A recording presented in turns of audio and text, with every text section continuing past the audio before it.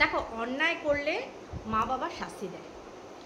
অন্যায় যখন ছেলেমেয়েরা করে বা অনেক এমন জিনিস আছে যেগুলো বুঝতে চায় না বা বুঝতে পারে না, তখন কিন্তু তাদেরকে ঠিক তাদের জায়গা থেকে গিয়ে মা বাবা যখন মনে করে যে না, আমি এবার ছেলে মেয়েকে বোঝাতে হবে বা সে যেটা করছে সেটা ঠিক না, তখন গিয়েই কিন্তু মানে মা বাবা একটা স্টেপ নেয় বা বোঝানোর চেষ্টা করে নিজেদের কাজ, যাতে সে ফিল করে বিষয়টা। কিন্তু এমন কিছুভাবে বোঝাতে যাব না যাতে সেই জিনিসটা ট্রমা হয়ে ফিরে যায়। আমি আমি নিজের অভিজ্ঞতা থেকে তোমাদের বলছি। নিজের অভিজ্ঞতা বলতে আমি একটা টাইম দেখেছিলাম, সেটা বলবো অবশ্যই। আর দ্বিতীয় কথা হচ্ছে, এখনের যে জেনারেশনটা, মানে এই এখনের সময় যে জেনারেশন চলছে, এরা না ভীষণ পরিমাণে সেন্সিটিভ, ভীষণ সেন্সিটিভ। তো এই সেন্সিটিভ বাচ্চাগুলো, আমি যখন এই নিউজ চ্যানেল পড়ি, কোথায় গেম খেলবে সেটা যদি মা বাবা বারণ করে তাহলে একটা ভুল স্টেপ নিয়ে নিচ্ছে, কোথায় পড়া করেনি সেই ভয়টা তার মধ্যে রয়েছে যে বাড়িতে গিয়ে বললে পরে মা বাবা কি করবে, তখন গিয়ে একটা ভুল স্টেপ নিয়ে নিচ্ছে। এইরকম ধরনের এখনের বাচ্চাদের জেনারেশন হয়ে গেছে। আমাদের টাইম অবধি কিন্তু এই জিনিসটা ছিল না। আমরা বকা খাই, মার খাই, কম মার খেয়েছি, প্রচুর খেয়েছি, বাবা গায়ে হাত তুলতো না, কিন্তু মায়ের কাছে প্রচুর মার খেয়েছি। সেইখানে দাঁড়িয়েও কিন্তু আমাদের মাথায় কোনোদিনও কিন্তু খারাপ চিন্তাটা আসেনি। কিন্তু এখনের বাচ্চাদেরকে কিছু বলতেই ভয় লাগে, কারণ তাদের মেন্টালিটি কোন দিকে যাবে সেটা খুব মুশকিল। যেমন হালে আমি তোমাদের একটা ঘটনা বলি, তারপরে আমি দুটো ঘটনা আরও বলবো। সানি পরশু দিনকে স্কুল থেকে এসেছে, এসে বলছে যে হিস্ট্রির মার্কসটা ওর একটু ইউটিতে কম এসেছে। তো বাকি আরও অনেক ছেলেদেরই, কারণ এইবারের যে হিস্ট্রির টিচারটা, এমনি হিস্ট্রি পাতার পর পাতা লিখে যাও, সেই অনুযায়ী নাম্বার আসে না। মানে আসে না বলতে কি, ক্যাচ করা খুব মুশকিল, মানে ভীষণ পরিমাণে টাফ হয়ে যায় হিস্ট্রির এটা। তো যথারীতি এই ম্যামটার হাতে একটু নাম্বার কম আর একটু চেপে খাতা দেখে, তো যথারীতি একটু মার্কসটা কম এসেছে। তো সানি এসে একটু রাগারাগি করছে, তারপরে বলছে মা আমি এত সুন্দর করে এক্সপ্লেন করেছি। ম্যাম বলছে আমি এক্সপ্লেনই করেছি, বলিনি, যেটাই বলছি সেখানেই পাশে লিখে দিচ্ছে সো, মানে এটা হলে তো, এরকম একটা সো সো করে উনি লিখে গেছে। তখন ফট করে সানি আমাকে বলছে জানো মা, আমার ক্লাসেরই একটা বন্ধু আছে, ওরও মার্কসটা কম এসেছে, ও আমাকে বলছে আরও দু একটা ছেলেকে বলছে চল স্কুলের ছাদে যাই, গিয়ে এরকম একটা করি। আমি শুনে অবাক, মানে মানে মাথা কাজ করছে, কি বলছে সানি? বলছে না ও ইয়ার্কির ছলে বলছে। কোনো ইয়ার্কির দিকে যাবই না আমি। এটা কি ধরনের কথা? এই কথাটা আসবেই বা কেন মাথার মধ্যে? আজকে সে ইয়ার্কির পিসে বেফাস বলে দিচ্ছে, কারোর যে মাথায় সেটা ঢুকে যাবে না, সে গিয়ে যদি ভুল কোনো ইয়ে করতে যায়, কী ধরনের কথাবার্তা? তো সেই জিনিসটা তাকে বোঝালাম। তো সানি ম্যাচিওর আছে, ওকে বোঝালে ও বুঝে যায় বিষয়টা। তো এই যে বাচ্চাদের মেন্টালিটি, কেন ওই দিকে গেল কথাটা? অন্য কিছু বলতে পারতো, সেটা না বলে সেই দিকে চলে গেল।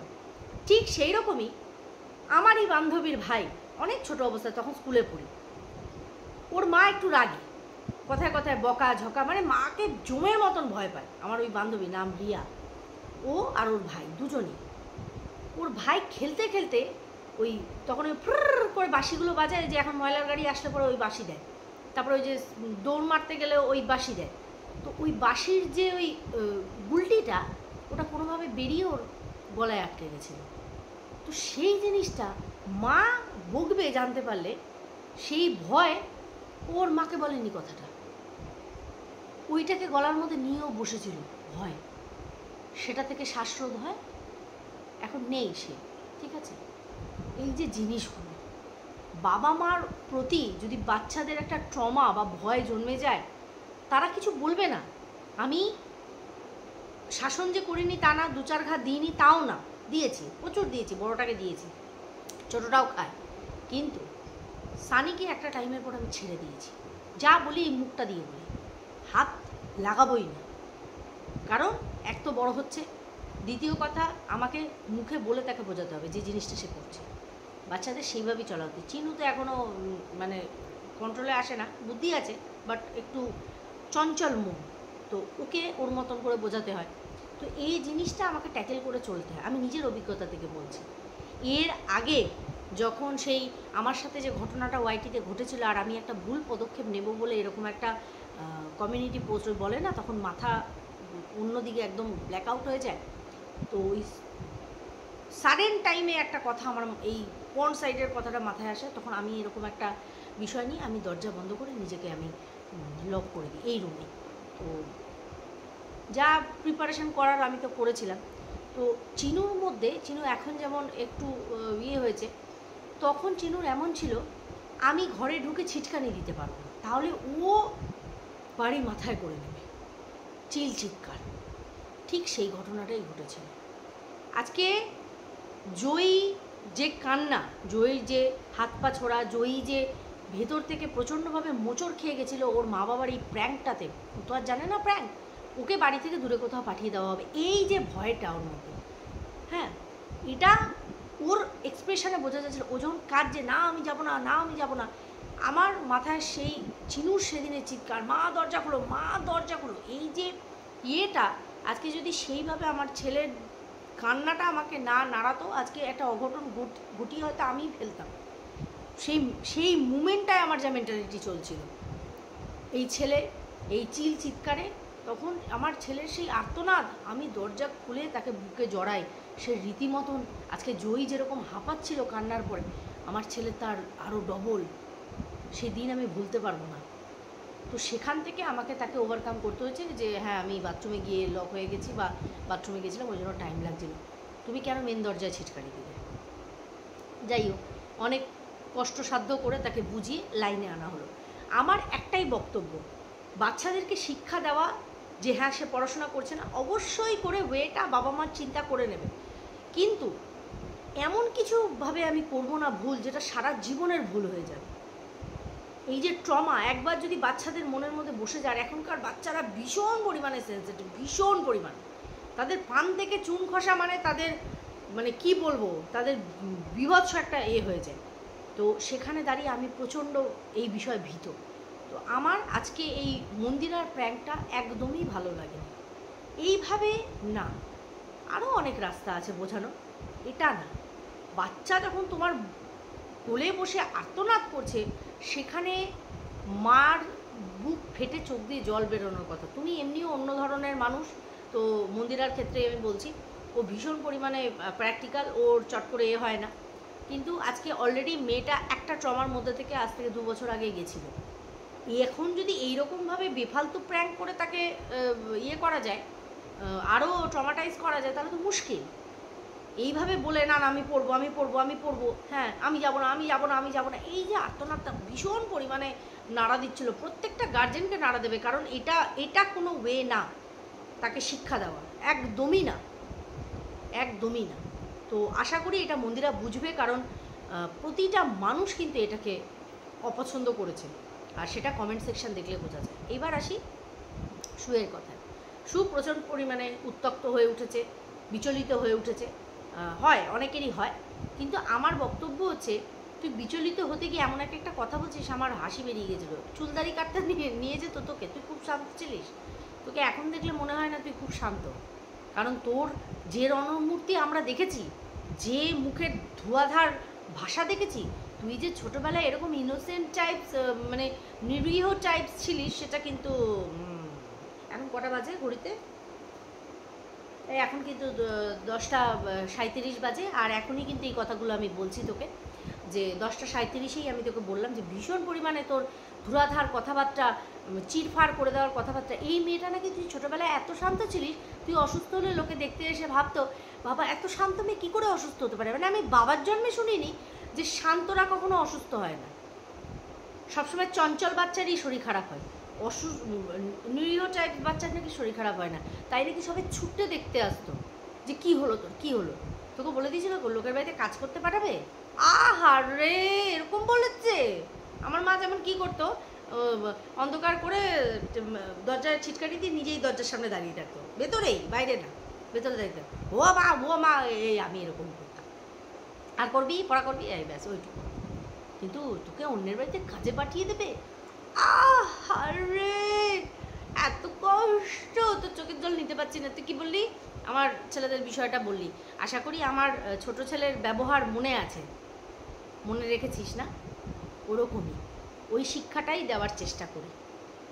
আমার ছেলেদের ব্যবহারটা হয়তো দেখেছিস, তার মানে তাদের মনের মধ্যে কোনো রকম বিষ আমি ঢোকাইনি। তো মনে করবি সেই সময় যেটা মুখ থেকে বেরিয়ে গেছিলো, বুক ভরে আবার যেদিন আশীর্বাদ দিয়েছি সেটা আবার গলে জল হয়ে গেছে। কারণ কারুর ভাগ্য কারুর কথায় নির্ভর করে না। ভগবান যেটা যার জন্য যতটুকু করে রেখেছে তার জন্য ততটুকুই বরাদ্দ, না তার এক চুলো বেশি পাবে না তার এক চুলো কম পাবে। তা আমি ওটাকে ধরে নিই। আমি আমার কর্মে বিশ্বাসী, এত মানুষের ভালোবাসা আশীর্বাদে বিশ্বাসী। কে রাগের মাথায় কি বললো, তখন কে পোক করেছে, কে করেছে, কে করেছে?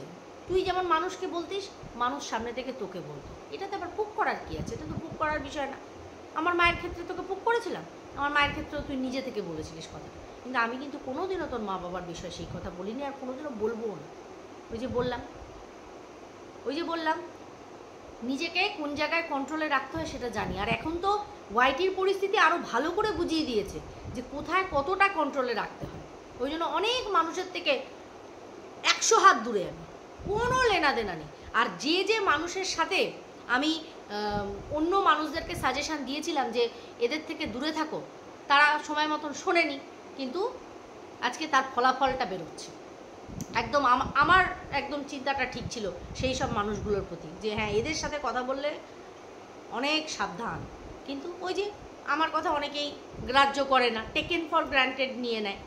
তো ওই যে তখন রিপার্কেশনটা এরকম উল্টো দিক থেকে এরকম আসে। তো এটাই হলো কথা, যে তুই ছোটোবেলায় বাবার সাথে চুল দাড়ি কাটতে যেতিস। দাড়ি কাটতিস? হ্যাঁ, দাড়িও তো, কী বলিস? বলতে গিয়ে দিশাহীন হয়ে যাচ্ছিস একবারে। এত নাক তো চোখ থেকে কম নাক থেকে বেশি পড়ে, ইরিটেটিং। রুমাল নিয়ে বস, একটা নাইটির মধ্যে মুছছে। কষ্ট পেয়েছিস বুঝতে পারছি, হয় এরকম। This is not fair. তুই বলছিস পয়সার জন্য কত নিচে নামবে, তুই নিজেকে দেখ। মন্দিরা তো এক পার্টি, ও তো অনেক কিছু করতে পারে পয়সার জন্য। তুই নিজেকে দেখ, কিছুতে সায়া পড়বি না। ওই নাইটির ওপর দেখিয়ে তুই পয়সা কামাবি, কিছুতে সায়া পড়ছিস না। হ্যাঁ, কি ব্যাপার? আরে তুই লোককে জ্ঞান এই নিজে অ্যাপ্লাই করছিস না, অথচ লোককে জ্ঞান দিচ্ছিস। এখানেই আমার মাথাটা গরম হয়েছে। হ্যাঁ, বিরক্তিকর। অনেক ডিমান্ড আসছে শুনছি তোর টাইম ম্যানেজমেন্ট নিয়ে ভিডিও করবো, তারা চিন্তা করতে হবে, অনেক কিছু সাজিয়ে করতে হবে, অতটা থালা ভাত নিয়ে বসতে হবে। আমার তো শুনেই জ্বর আসছে। এই দেখো, এই আংটিটা কিনলাম, এটা একটা জুয়েলারির দোকানে গিয়ে কাকুর সামনে, দাদার সামনে এরকম করছি। বলছে কী হয়েছে, লাইটার জ্বালাবে? হ্যাঁ, আমি বিড়ি খাই না, আংটি নেবো। আর এটা একটা, 3টের উপর সিলভার পছন্দ হলো, 3টে একসাথে নিয়ে নিচ্ছি। যাই হোক, সেটা বড় কথা না, বড় কথা হচ্ছে কেমন হলো সেটা তোমরা বললো, সেটা বড় কথা। তো এই হলো ব্যাপার। চলো ভিডিওটা এখানেই এন্ড করি। মন্দিরাকে যেটা বলতে চাইলাম, যদি বোঝে তো ভালো, না বুঝলে তো কিছু করার নেই। চলো, সবাই খুব ভালো থেকো, সুস্থ থেকো।